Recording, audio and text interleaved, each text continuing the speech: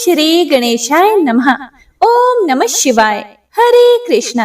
आपका दिन शुभ और मंगलमय हो। आइए सुनते हैं बुधवार व्रत कथा। पौराणिक कथा के अनुसार सतयुग में 100 यज्ञ करने वाले राजा पृथु थे। उनके राज्य में दयादेव नाम का एक ब्राह्मण रहता था, जो वेदों का बहुत ही जानकार था। उसके 4 पुत्र थे। पिता ने अपने पुत्रों का विवाह कर दिया। उन 4 बहुओं में से बड़ी बहू गणेश भगवान का व्रत किया करती थी। एक दिन बहू ने अपने सास ससुर से कहा कि हे माताजी, हे पिताजी, मैं बचपन से ही गणेश भगवान का व्रत करती रही हूँ, इसीलिए आप मुझे यहाँ भी ये व्रत करने की अनुमति दें। बहू की यह बात सुनकर उसके सास ससुर ने कहा कि हे बहू, तुम घर की बड़ी बहू हो, तुम्हें तो यहाँ कोई कष्ट नहीं है, किसी चीज की कोई कमी भी नहीं है, तो व्रत क्यों करना चाहती हो? अभी तो तुम्हारा समय उपभोग करने का है, अपना मन घर परिवार में लगाओ। फिर बहू चुपचाप अपने कमरे में चली गई। लेकिन बहू हमेशा सास ससुर से पूछती रहती थी कि मुझे व्रत करना है, लेकिन सास ससुर हमेशा मना कर देते थे।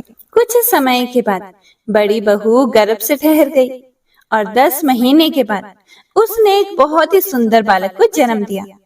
घर में बहुत उत्सव मनाया गया। धीरे धीरे पुत्र बड़ा हुआ और उसकी शादी भी तय हो गई। उसकी सास लगातार बहू को व्रत करने के लिए मना ही करती रही और व्रत छोड़ने के लिए बहू को बाध्य करने लगी। व्रत भंग होने के कारण गणेश जी कुछ दिनों में ही कुपित हो गए और जब पुत्र का विवाह हो रहा था, तब विवाह के समय उस पुत्र की बुद्धि भटक गई और वो उस बहू का बेटा पता नहीं कहां चला गया। इस अनहोनी घटना से मंडप में खलबली मच गई। सब लोग व्याकुल होकर कहने लगे कि लड़का कहां गया, किसने उसका अपहरण कर लिया। बारातियों द्वारा ऐसा समाचार पाकर उसकी माता अपने ससुर दयादेव से रो रो कर कहने लगी, हे ससुर जी, आपने मेरे गणेश व्रत को छुड़वा दिया है, जिसके परिणाम स्वरूप ही मेरा पुत्र गायब हो गया है। अपनी पुत्र वधू के मुख से ऐसी बात सुनकर ब्राह्मण दयादेव बड़े दुखी हुए। साथ ही पुत्र वधू भी दुखित हुई। जैसा हम सभी जानते हैं कि दादा दादी अपने पोता पोती से बहुत ही प्यार करते हैं। तब बहू ने उनसे कहा कि हे पिताजी, हे माताजी, मुझे गणेश भगवान का यह व्रत करने की आज्ञा दे दीजिए। तब उसके सास ससुर ने उसे व्रत करने की आज्ञा दे दी और दूसरी तरफ जिस कन्या से बहू के बेटे का विवाह हो रहा था, वह भी प्रतिमाह गणेश जी का व्रत करने लगी। एक समय की बात है कि गणेश जी एक वेदज्ञ और दुर्बल ब्राह्मण का रूप धारण करके भिक्षाटन के लिए उस मधुर भाषिणी पुत्र बहू के घर आए। ब्राह्मण ने कहा कि हे बेटी, मुझे भिक्षा स्वरूप इतना भोजन दो कि मेरी क्षुधा शांत हो जाए। उस ब्राह्मण की बात सुनकर उस धर्मपरायण कन्या ने उस ब्राह्मण का विधिवत पूजन किया और भक्ति पूर्वक भोजन कराने के बाद उसने ब्राह्मण को वस्त्र आदि दिए। कन्या की सेवा से संतुष्ट होकर ब्राह्मण कहने लगे, हे कल्याणी, हम तुम पर बहुत प्रसन्न हैं। तुम अपनी इच्छा के अनुकूल मुझसे वरदान प्राप्त कर लो। मैं ब्राह्मण वेशधारी गणेश हूँ और तुम्हारी प्रीति के कारण आया हूँ। ब्राह्मण की बात सुनकर कन्या हाथ जोड़कर निवेदन करने लगी, हे विघ्नेश्वर, यदि आप प्रसन्न हैं तो मुझे मेरे पति जो शादी के मंडप से कहीं चले गए थे, उनके दर्शन करा दीजिए। कन्या की यह बात सुनकर गणेश जी ने उससे कहा, हे सुंदर विचार वाली, जो तुम चाहती हो वही होगा। तुम्हारा पति शीघ्र ही आएगा। कन्या को इस प्रकार का वरदान देकर गणेश जी वहीं अंतर्ध्यान हो गए। कुछ समय के बाद उसका पति घर वापस आ गया। पुत्र को घर आया देखकर सभी घर वाले और सभी रिश्तेदार बड़े खुश हुए और विधि के अनुसार विवाह कार्य संपन्न किया।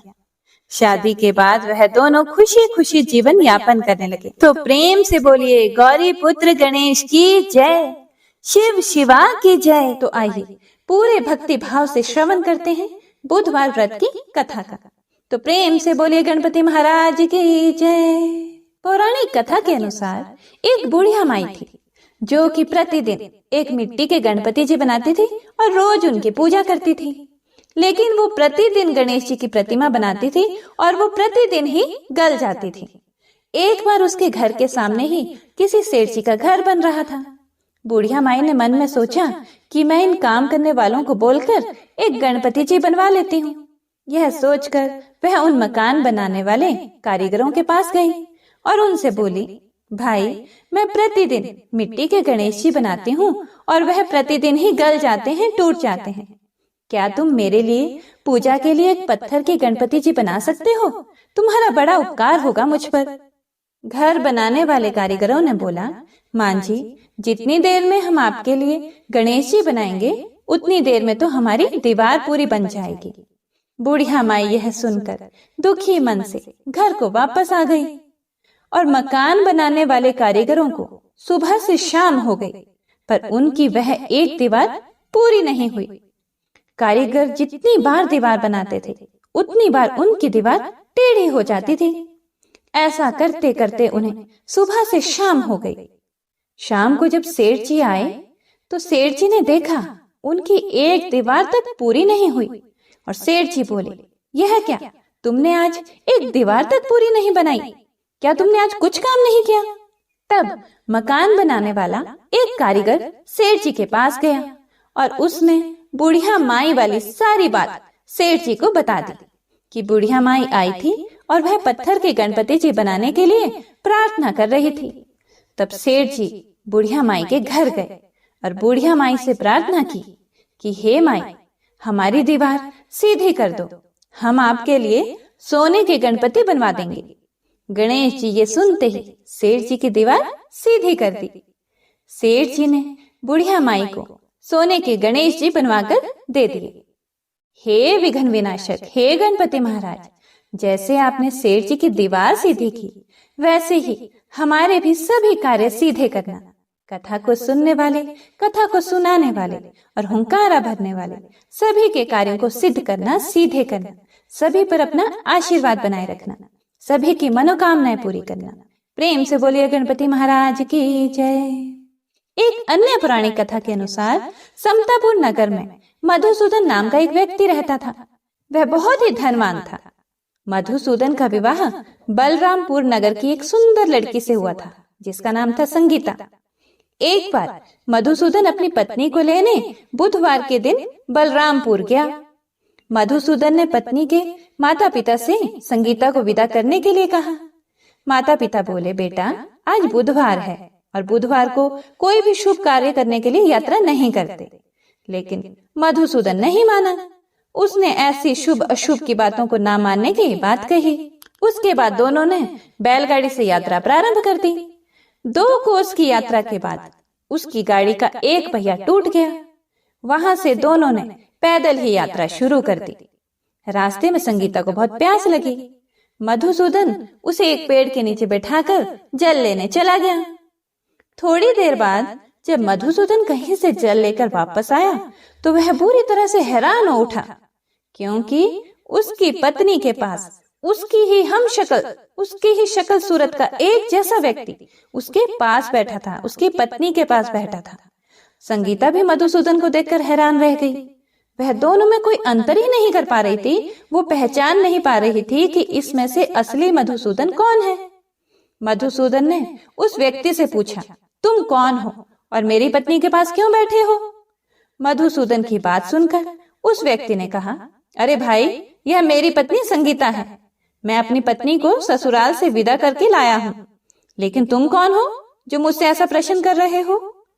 मधुसूदन ने कहा, तुम जरूर कोई चोर या ठग हो। यह मेरी पत्नी संगीता है। मैं इसे पेड़ के नीचे बैठाकर जल लेने गया था। इस पर उस व्यक्ति ने कहा, अरे भाई, झूठ तो तुम बोल रहे हो। संगीता को प्यास लगने पर जल लेने तो मैं गया था। मैंने तो जल लाकर अपनी पत्नी को पिला भी दिया है। अब तुम चुपचाप यहाँ से चलते बनो, नहीं तो किसी सिपाही को बुलाकर तुम्हें पकड़वा दूंगा। दोनों एक दूसरे से बहुत लड़ने लग गए। उन्हें लड़ते देख बहुत से लोग वहां इकट्ठे हो गए। नगर के कुछ सिपाही भी वहां आ गए। सिपाही उन दोनों को पकड़कर राजा के पास ले गया। सारी कहानी सुनकर राजा भी कोई निर्णय नहीं ले पाया। संगीता भी उन दोनों में से अपने वास्तविक पति को नहीं पहचान पा रही थी कि कौन सा मेरा असली पति है। राजा ने दोनों को कारागार में डाल देने के लिए कहा। राजा के फैसले पर असली मधुसूदन भयभीत हो उठा, वह डर गया। तभी एक आकाशवाणी हुई, मधुसूदन, तूने संगीता के माता पिता की बात नहीं मानी और बुधवार के दिन अपने ससुराल से प्रस्थान किया। यह सब भगवान बुद्ध देव के प्रकोप से हो रहा है। मधुसूदन ने भगवान बुद्ध देव से प्रार्थना की कि हे भगवान बुद्ध देव, मुझे क्षमा कर दो, मुझे माफ कर दो, मुझसे बहुत बड़ी गलती हुई है। भविष्य में अब कभी भी बुधवार के दिन यात्रा नहीं करूंगा और सदैव बुधवार को आपका व्रत किया करूंगा। मधुसूदन की प्रार्थना करने से भगवान बुद्ध देव ने उसे क्षमा कर दिया, उसको माफ कर दिया। तभी दूसरा व्यक्ति राजा के सामने से उसी समय गायब हो गया। राजा और दूसरे लोग इस चमत्कार को देखकर बहुत हैरान हो गए। भगवान बुद्ध देव की इस अनुकंपा से राजा ने मधुसूदन और उसकी पत्नी को सम्मान पूर्वक विदा किया। कुछ दूर चलने पर रास्ते में उन्हें बैलगाड़ी मिल गई। बैलगाड़ी का जो टूटा हुआ पहिया था वह भी जुड़ा हुआ था। दोनों उसमें बैठकर समतापुर की ओर चल दिए। मधुसूदन और उसकी पत्नी संगीता दोनों बुधवार को व्रत करते हुए आनंद पूर्वक अपना जीवन बिताने लगे। इस तरह भगवान बुद्ध देव की कृपा से उनके यहाँ खुशियां बरसने लगी। इस तरह जो भी स्त्री पुरुष विधिवत बुधवार का व्रत करके व्रत कथा सुनते हैं, भगवान बुद्ध देव उनके सभी कष्ट दूर करते हैं। तो प्रेम से बोलिए बुद्ध देव भगवान की जय। दुख हरता, सुख करता, रिद्धि सिद्धि देने वाले गणेश जी महाराज की जय हो। बहुत समय पहले की बात है। किसी गांव में एक भाई बहन रहते थे। दोनों में आपस में बहुत ज्यादा प्यार था। बहन का नियम था कि वह अपने भाई का चेहरा देखने के बाद ही खाना खाती थी। इतना ज्यादा प्रेम होता था। धीरे धीरे दोनों बड़े होते गए। बहन की शादी दूसरे गांव में हो गई। अब बहन को यह चिंता सताने लगी कि आगे क्या करूंगी, कैसे नियम करूंगी। उसने अपने पति को अपने नियम के बारे में बता दिया। पति ने भी उसे आज्ञा दे दी कि तुम रोज उसके घर जाकर अपने भाई को देख सकती हो। अब बहन क्या करती थी, हर रोज वह सुबह जल्दी उठती थी और जल्दी जल्दी अपने सारे घर का काम करके अपने भाई का मुंह देखने के लिए उसके घर चली जाती थी। जिस रास्ते से बहन अपने भाई को देखने के लिए उसके घर जाती थी, वह रास्ता बड़ा ही सुनसान था। वहां खेजड़ी के पेड़ के नीचे विनायक जी की मूर्ति, हरी भरी तुलसी माता और पथवारी माता उसे दिखाई दिए। जब बहन ने खेजड़ी वृक्ष के नीचे विनायक महाराज जी, तुलसी माता और पथवारी माता को देखा तो वह बहुत खुश हुई। बहन भगवान की सच्ची भक्त थी। पूजा पाठ, व्रत, स्नान आदि बहुत नियम करती थी।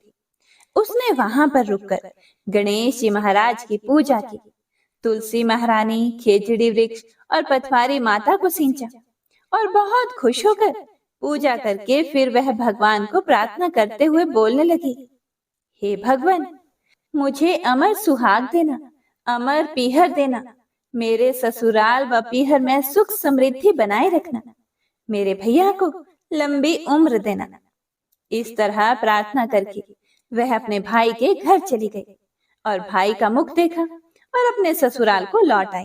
अब प्रतिदिन का उसका यही नियम था।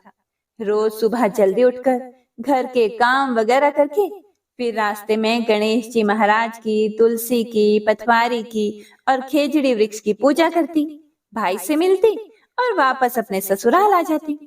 ससुराल आकर कुछ खाना खाती और घर के बाकी काम करती। अच्छा खासा नियम चल रहा था। लेकिन जिस रास्ते से बहन अपने ससुराल से अपने भाई के घर को जाती थी, वहां पर बहुत सारी कांटों की झाड़ियां थी।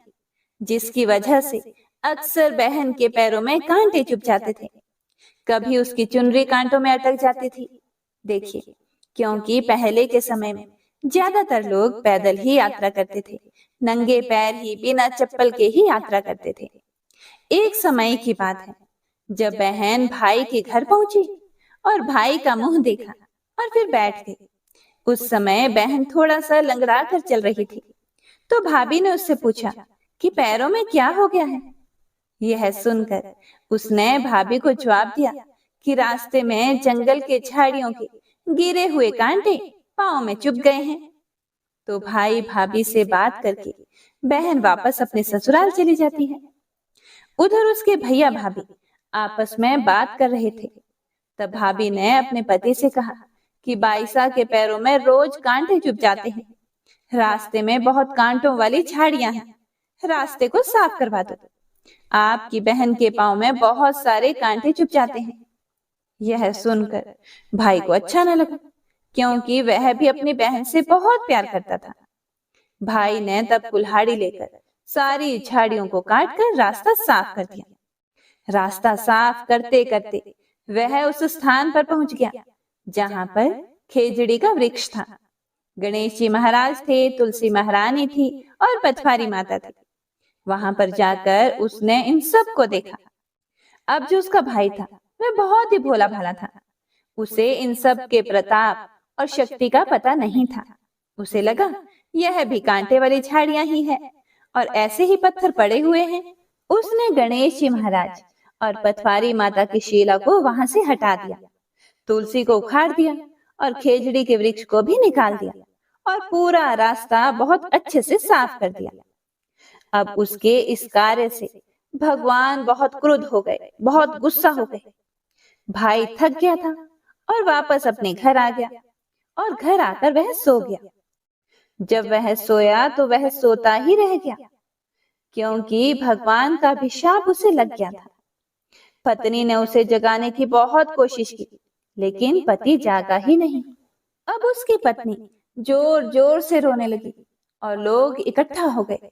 लोग उसके पति को अंतिम संस्कार के लिए ले जाने लगे। जब भाई को ले जा रहे थे, तब उसकी भाभी रोते हुए लोगों से बोली कि अभी थोड़ी देर रुक जाओ, अभी इनकी बहन इनका मुख देखने आएगी। उसका यह प्रतिदिन का नियम है। भाई का मुंह देखे बिना वह कुछ भी नहीं खाती है। फिर कुछ लोग बोले कि आज तो वह अपने भाई का मुख देख लेगी, लेकिन उसके बाद क्या करेगी, वह तो चला ही गया है। फिर उसमें से एक बुजुर्ग व्यक्ति बोला कि कोई बात नहीं, थोड़ी देर रुक जाते हैं, बहन आने ही वाली होगी। रोज दिन की तरह बहन अपने भाई का मुंह देखने के लिए जंगल में निकली। जब वह जा रही थी तो उसे रास्ता बड़ा ही साफ दिखाई दिया। वह बड़ी हैरान हुई कि यह रास्ता साफ किसने किया होगा। अब जैसे जैसे वह आगे बढ़ी, उसे वह जगह मिली जहां पर खेजड़ी का वृक्ष था। गणेश जी महाराज थे, तुलसी माता थी, पथवारी माता थी। लेकिन जब उसने देखा तो वहां पर कुछ भी नहीं था, सब उखड़ा पड़ा हुआ था। यह देखकर वह बहुत दुखी हुई। अब वह वहां पर ही रुक गई और वापस से उसने खेजड़ी की डाली लगाई, 7 पत्थर लेकर पथवारी माता बैठाई, तुलसी माता का पेड़ फिर से लगाया। गणेश जी महाराज की मूर्ति को उसने खेजड़ी वृक्ष के नीचे दोबारा से स्थापित कर दिया। सबको उसने सींचा और अच्छे से पूजा की और फिर सूर्य भगवान को साक्षी मानकर सबके पैर पकड़कर बोली कि हे भगवान, जिसने भी यह किया है उसे माफ करना। मेरे जैसा अमर सुहाग और मेरे जैसा अमर पीहर सबको देना। और फिर बोलकर वह आगे निकल गई। तब भगवान सोचने लगे कि यह तो हमें प्रतिदिन बड़ी ही श्रद्धा भाव से पूछती है। अगर इसकी नहीं सुनी तो हमें कौन मानेगा, हमें कौन पूजेगा। तब सिद्धि विनायक जी ने उसे आवाज दी कि बेटी वापस आकर इस खेजड़ी की 7 पत्तियां लेकर जा और उसे कच्चे दूध में घोलकर भाई के ऊपर छींटा मार देना, वह उठकर बैठ जाएगा।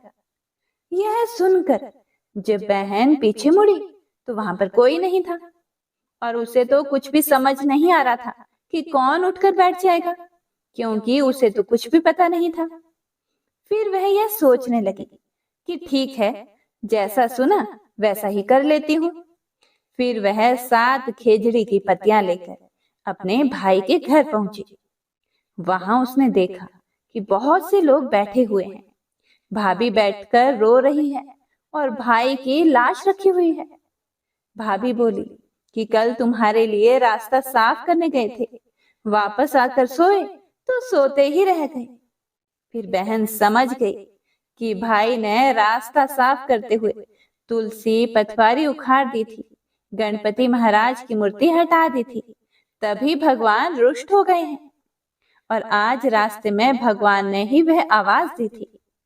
तब उसने उन पतियों को बताए हुए नियम के तहत भाई के ऊपर इस्तेमाल किया।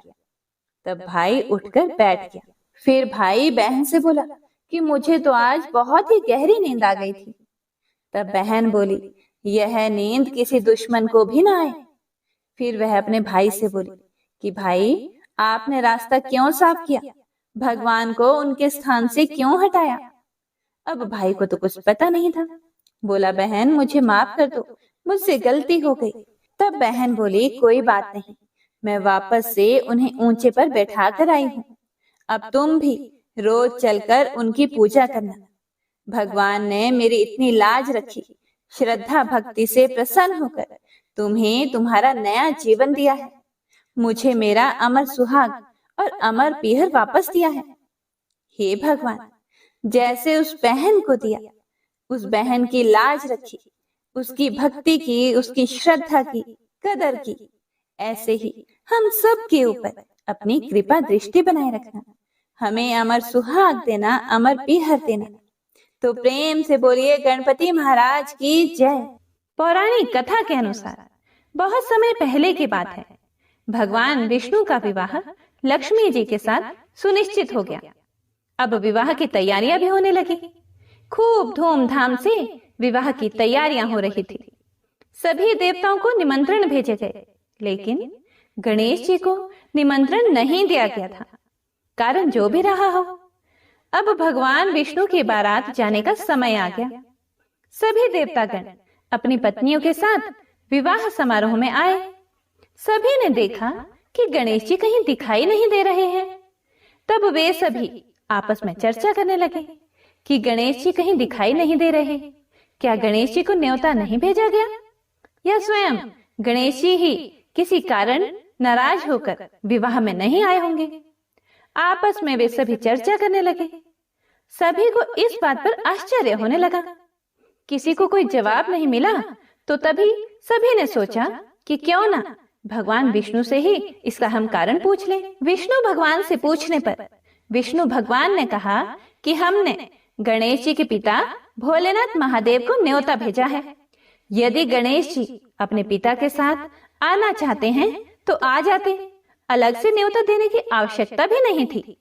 दूसरी बात यह है कि उनको 1.25 मन मूंग, 1.25 मन चावल, 1.25 मन घी और 1.25 मन लड्डू का भोजन दिन भर के लिए चाहिए। यदि गणेश जी नहीं आएंगे तो कोई बात नहीं, दूसरे के घर जाकर इतना सारा खाना पीना अच्छी बात भी नहीं होता।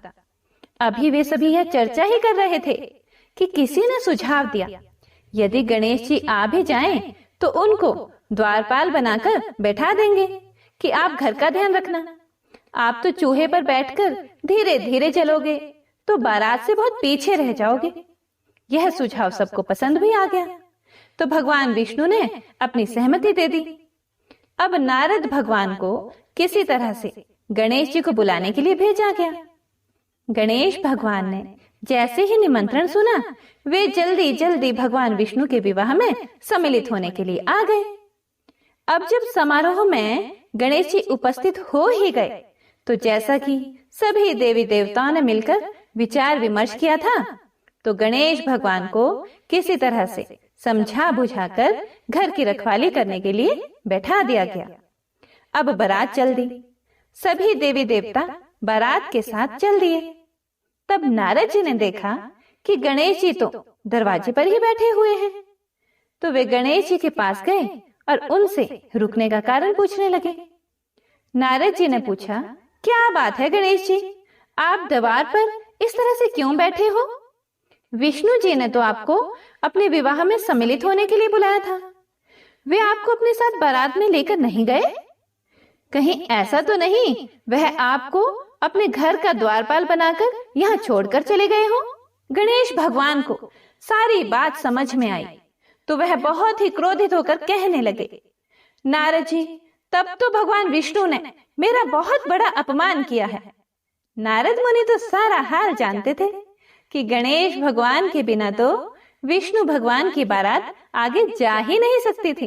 तब नारद जी गणेश भगवान को कहने लगे कि अगर आप अपनी मूषक सेना को आगे भेज दें तो वह रास्ता खोद देंगे, जिससे कि सभी वाहन धरती में धंस जाएंगे। तब तो विष्णु भगवान को आपको सम्मान पूर्वक अपनी बारात में बुलाना ही पड़ेगा। अब भला किस बात की देरी थी? अब तो गणेश जी ने अपनी मूषक सेना को जल्दी से आगे भेज दिया और सेना ने जमीन खोद दी। जब बारात वहां से निकली तो रथों के पहिए धरती में धंस गए। लाख कोशिश करने के बावजूद भी पहिए नहीं निकले। सभी ने अपने अपने उपाय किए, फिर भी पहिए तो निकल नहीं पाए बल्कि टूट गए। अब किसी की समझ में नहीं आ रहा था कि अब क्या किया जाए। तब नारद जी, जो विष्णु भगवान की बारात में पहुंच चुके थे, उन्होंने कहा, आप लोगों ने गणेश जी का अपमान करके अच्छा नहीं किया। यदि उन्हें मनाकर लाया जाए तो आपका कार्य सिद्ध हो सकता है और यह संकट भी टल सकता है। तब शंकर भगवान ने अपने दूत नंदी को भेजा और नंदी ने किसी तरह से समझा बुझाकर गणेश जी को लेकर आए। तब गणेश जी का आदर सम्मान किया गया, उनकी पूजा की गई। तब कहीं जाकर रथ के पहिए निकले। पहिए तो निकल गए, लेकिन वह टूट फूट गए थे, तो उन्हें सुधारता कौन? पास के खेत में खाती मतलब कि किसान काम कर रहा था, तो उसे बुलाया गया। खाती अपना कोई भी कार्य प्रारंभ करने से पहले ओम श्री गणेशाय नमः कहता था, गणेश जी की वंदना करता था। अब जब सभी लोगों ने उससे निवेदन किया तो खाती ओम श्री गणेशाय नमः कहकर मन ही मन गणेश जी की वंदना करने लग गया और देखते ही देखते खाती ने सभी पहियों को ठीक कर दिया। पहियों को ठीक करने के बाद तब खाती कहने लगा, हे देवतागण, आपने सर्वप्रथम गणेश जी को नहीं मनाया होगा और ना उनकी पूजा की होगी, इसीलिए आप सभी के ऊपर यह संकट आया है। हम लोग तो मूर्ख और अज्ञानी हैं, फिर भी हम लोग सबसे पहले गणेश जी की पूजा करते हैं, उनका ध्यान करते हैं। लेकिन आप लोग तो देवतागण हैं, फिर भी आप गणेश जी को कैसे भूल गए? अब आप लोग सबसे पहले गणेश जी का नाम लेकर जाएं, गणेश जी की जय बोलकर जाएं, तो आपके सारे काम बन जाएंगे और कोई भी संकट नहीं आएगा। ऐसा कहते हुए बारात वहां से गणेश भगवान को अपने साथ लेकर चल पड़ी और फिर धूमधाम से विष्णु भगवान का माता लक्ष्मी के साथ विवाह संपन्न हो गया और सभी सकुशल घर लौट आए। अब सुनिए गणेश भगवान की दूसरी पौराणिक कथा। पौराणिक कथा के अनुसार एक बार गणेश जी महाराज एक सेठ जी के खेत में से होकर जा रहे थे, तो उन्होंने 12 दाने अनाज के तोड़ लिए। अब अनाज के दाने बिना पूछे तोड़ लिए तो गणेश जी के मन में बड़ा भारी पछतावा होने लगा। वे सोचने लगे, अरे मैंने तो सेठ जी के यहाँ से बिना पूछे ही दाने तोड़ लिए, इसका मतलब ये तो चोरी हुई, यानी कि मैंने सेठ जी के यहाँ चोरी कर ली। इस प्रकार वे मन में पछतावा करने लगे। अब चोरी की बात है तो उसका प्रायश्चित भी जरूरी है। गणेश जी ने जिन सेठ के यहाँ से चोरी की थी, उन्हीं के यहाँ 12 साल की नौकरी करने का निश्चय कर लिया। बस फिर क्या था, भेष बदलकर पहुंच गए सेठ जी के यहाँ और सेठ जी से काम मांग लिया। उधर सेठ जी को भी किसी नौकर की जरूरत थी। इस तरह गणेश जी नौकर बनकर सेठ जी के यहाँ काम करने लग गए। एक दिन की बात है, सेठानी राख से हाथ धोने लगी तो गणेश जी ने सेठानी का हाथ पकड़कर मिट्टी से हाथ धुला दिए। सेठानी सेठ जी से बोली, अरे ये कैसा नौकर रखा है आपने? नौकर होकर इसने मेरा हाथ पकड़ लिया। जब सेठ जी को पता चला तो उन्हें भी गुस्सा आया। सेठ जी ने तुरंत अपने नौकर को बुलाकर पूछा, क्यों, तुमने सेठानी का हाथ क्यों पकड़ा? तो गणेश जी कहने लगे, मैंने तो एक सीख की बात बताई है। राख से हाथ धोने से घर की लक्ष्मी नाराज होकर घर से चली जाती है और मिट्टी से हाथ धोने से घर में लक्ष्मी जी का वास हो जाता है। सेठ जी ने सोचा, अरे मेरा नौकर है तो सच्चा। दरअसल सेठ जी के यहाँ नौकर बनकर रह रहे भगवान गणेश ने उन्हें अपना नाम भी गणेश ही बताया था। तो जब कुंभ का मेला आया तो सेठ जी कहने लगे, गणेश, सेठानी को कुंभ के मेले में स्नान करा के ले आओ। अब नौकर बने गणेश जी सेठानी के साथ चल दिए गंगा स्नान कराने। सेठानी नदी के किनारे पर बैठकर नहा रही थी तो गणेश जी ने उनका हाथ पकड़कर नदी में डुबकी लगवा दी।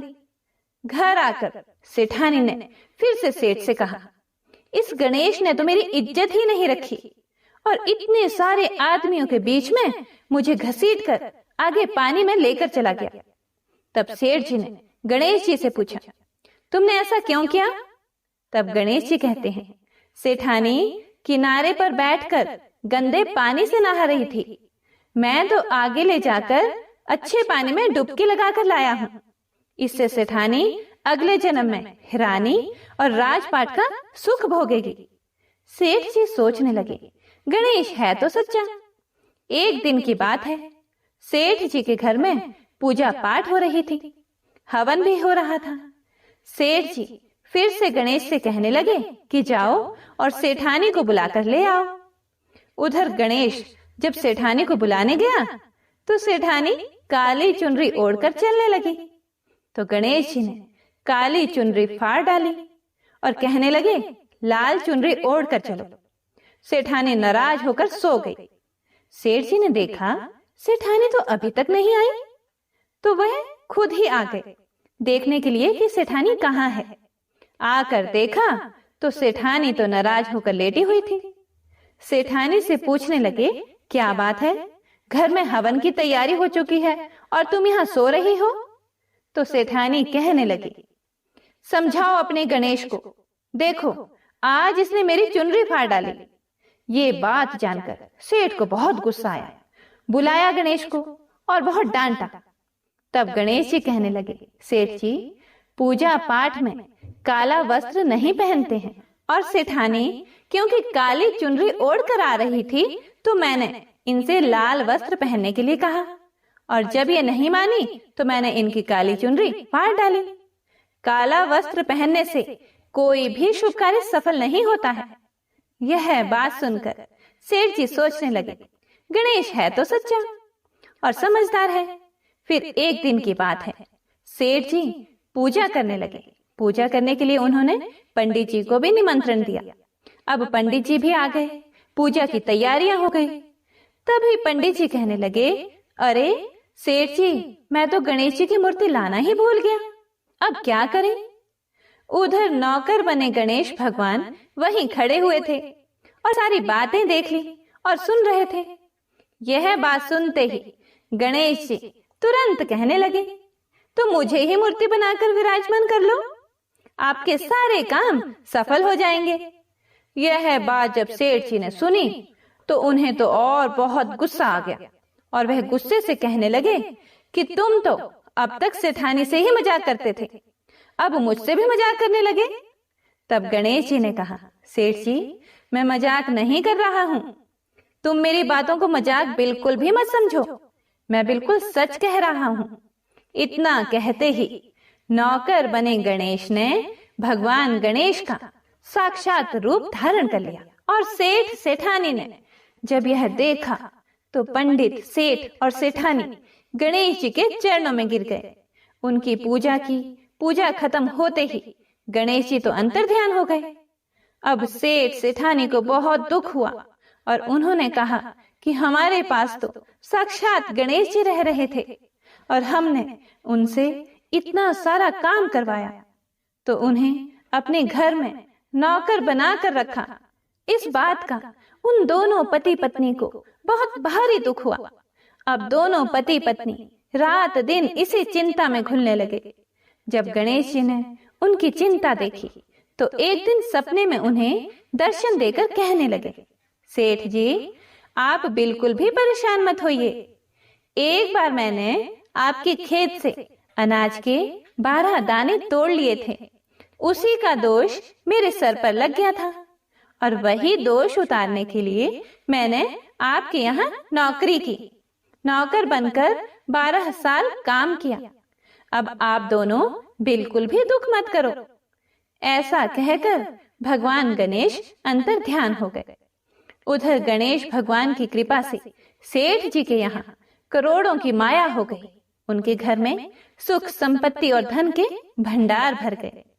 हे गणेश जी महाराज, जैसा सुख जैसी धन दौलत आपने सेठ जी को दी, वैसी सबको देना। इस कथा को सुनने सुनाने और हुंकारा भरने वालों को, उनके सब परिवारजनों को भी देना। बोलो गणपति महाराज की जय।